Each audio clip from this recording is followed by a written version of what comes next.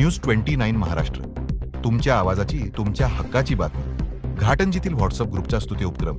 दहेगाव शाळेतील 120 चिमुकल्यांना छत्र्यांसह शैक्षणिक साहित्याचे वाटप. घाटंजी तालुक्यातील ग्रामीण भागातील आर्थिकदृष्ट्या दुर्बल घटकातील विद्यार्थ्यांना साहित्याभावी शिक्षण सोडण्याची वेळ येऊ नये आणि त्यांच्या अभ्यासाला हातभार लागावा, या उदात्त हेतूने घाटंजीतील एका व्हॉट्सअप समूहाने सामाजिक भान जपत एक स्तुत्य उपक्रम राबविला. गुरुपौर्णिमेचे औचित्य साधून दहेगाव येथील जिल्हा परिषद शाळेतील तब्बल 120 विद्यार्थ्यांना रजिस्टर, पेन, पेन्सिल, स्केल यांसारख्या शैक्षणिक साहित्यासह पावसाळ्याच्या पार्श्वभूमीवर रंगीबेरंगी छत्र्यांचे अत्यंत उत्साहात वाटप करण्यात आले. हा व्हॉट्सअप समूह दरवर्षी विविध दात्यांच्या सहकार्याने गरजू विद्यार्थ्यांसाठी मदतीचा हात पुढे करतो.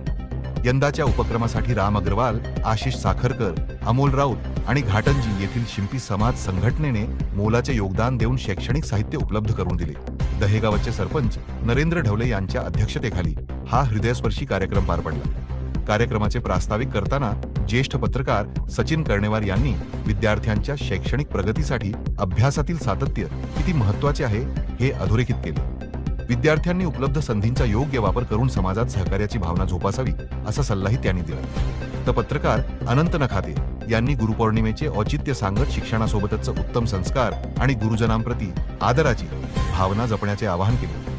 या सोहळ्याला शाळा व्यवस्थापन समिती अध्यक्ष पंजाब कुमरे, पत्रकार संतोष अक्कलवार, विजय गोबाडे, पृथ्वीराज गायकवाड, अमोल वडे आणि देवराव सावरकर यांची प्रमुख उपस्थिती लाभली होती.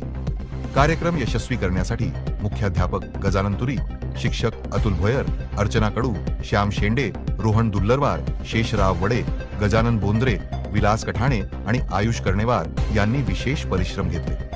शिक्षक महेंद्र खडसे यांनी आपल्या उगवत्या शैलीत सूत्रसंचालन केले, तर पौर्णिमा निमसरकर यांनी उपस्थितांचे आभार मानले. डिजिटल माध्यमाचा वापर करून प्रत्यक्ष समाजात घडवून आणलेल्या या बदलाचे संपूर्ण परिसरातून कौतुक होत आहे.